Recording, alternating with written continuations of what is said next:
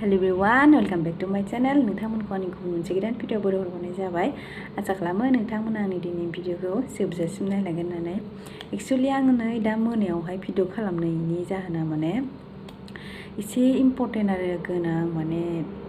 दुखुनि बाथ्रा होननांगोन आरो साडेनलि मोनबाय नालाय बेड निउज बिनि थाखायनो आं सानबाय दानो भिडिअखौ बानायसै होननानै माने एक्चुअली आङो दिनैहाय सानाव बिराद बेस्थ'मोन आरो बेलेगाव थांदोंमोन जोङो ओमफ्राय बिनि थाखायनो सानाव बानायनाय जायाखिसै दा मोनायावहायनो आङो भिडिअखौ बानायनो होननानै सानबाय आरो लोगोफोर आं नोंथांमोननो साइड स्क्रिनाव देखायगोन आरो एक्चुअली आंहा मा प्रब्लेम जादों आंना एक्चुअली मनेटाइजेशननि टुल्सआ माने कमप्लिट जाबायमोन आरो वाट्स आवारा इउटुबनिया वाट्स आवारा आंनिया कमप्लिट जाबायमोन आरो लोगोफोर साबस्क्राइबाराथ' आंना सिगाङावनो कमप्लिट जाखादों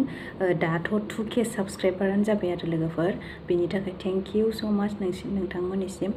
ओमफ्राय मा दा मोनसे बिराद गिदिर प्रब्लेमा बेनो जाबाय आङो मनेटाइजेशननि थाखाय एप्लाइ खालामखांबायमोन आरो वाट्स आवारा कमप्लिट जाबानो एप्लाइनि थाखाय फैखायो नालाय वाइटि स्टुडिअ'आवनो एप्लाइ नाव होननानै फैखायो थ' आं बिराद खुसि जाबाय आरो बे टाइमावहाय वा आंबो इउटुबनिफ्राय आर्न खालामसिगोन आंबो इउटुबनिफ्राय खामायनो हासिगोन आं जा खुसि जाबाय आरो आङो ओमफ्राय आं एफाग्राब गोबाव जाबाय इउटुब सालायनाया ओमफ्राय 10 बोसोर ना मा जालायबाय आरो ओमफ्राय होमबाबो आं बे मोनसे बुस्थुनि नलेज गैयामोन आरो जे रिइउस्ड होननाय माने बेलेगनि भिडिअ आपल'ड होबा नोंनि चेनेला मनेटाइज जाया मनेटाइजेशन खालामजाया होननानै बे बुस्थुखौ आङो मिथियामोन आरो मिथियोमोन सोरनावबाहाय माने बिदि प्रब्लेम जायो होननानै ओमफ्राय आङो सानबाय अनलि कपिराइट स्ट्राइक बा कपिराइट क्लेम फैनायनि थाखायल' बे प्रब्लेमा जायो सानदोंमोन आरो आङो ओमफ्राय नोंथांमोना नुखादों जानो हागौ जायफोरा आंनि भिडिअखौ नायबाय थायो नाउएडेस माने दासान्दि आङो खालि अल्ड मिउजिक भिडिअ अल्ड मिउजिक सं बिदिल' आपल'ड होगासिनो आं सानबाय कि कपिराइट फैयाखै नालाय आङो बेजोंहायनो वाट्सआप कमप्लिट खालामनो हागोन बिदि सानदोंमोन आरो आङो ओमफ्राय एक्चुअलि बे आंनि बिराद गिदिर मिस्टेकमोन आरो आङो मिन्थिया बेखौ सोलोंनानै लायो आं बिनि थाखायनो नोंथांमोनजों बेखौ शेयार खालामबाय आरो आङो नुयो आरो सोरखौबा मेरला इउटुबावहाय बिदि अल्ड भिडिअ आपल'ड होनाय अल्ड सं आपल'ड होनाय मेरला नुयो आरो आङो ओमफ्राय आं सानबाय बिथांमोननिया माबोरै जेनेबा बिदि मनेटाइज जाखो बेबायदि सानदों आरो आङो सानदोंमोन आंनाबो जागोन खोमा बेबायदि नंदोंमोन आरो आं एक्चुअलि बेखौ मानसिफोरा साबस्क्राइबार आर्न खालामनो थाखायसो साबस्क्राइबार इनक्रिज खालामनो थाखायसो आपल'ड होयो खोमा आरो ओमफ्राय उनावहाय जोङो बे भिडिअखौ हयथ'बा दानफिननांगौ खोमा आरो ओमफ्राय आं बे आइडियाखौ रोङाखिसै आङो मिन्थियाखिसै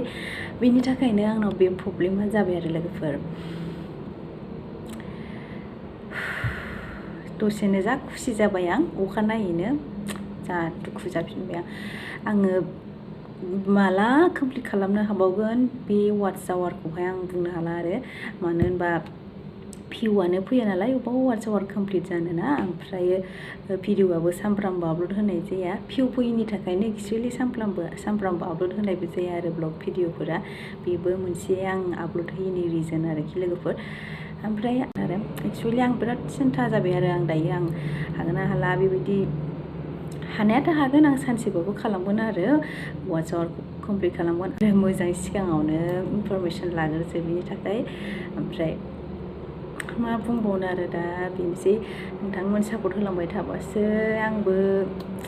ग्र' जासिगोन आंनाबो चेनेला आरो सापर्ट गैयाबाथ' बेनोसै दा हाजार इउटुबार दंसै आजिखालि माथो बुङाथ' बिदिबा लोगोफोर आंनि दिनैनि भिडिअ बेखिनियानोमोन सापर्ट खालामदो नोंथांमोना आङो होबाय थागोन आरो भिडिअखौ जाबाबो जायाबाबो जिहेथु खामानिखौ मावनो आखायाव लाबाय मावनांसिगोन थ' मावलांबाय थानोसै आरो लोगोफोर जेब्ला आंनि चेनेला माने दा आंनियाथ' रिजेक्ट फैबायना रिजेक्ट माने आं देखायगोन नोंथांमोननि स्क्रिनाव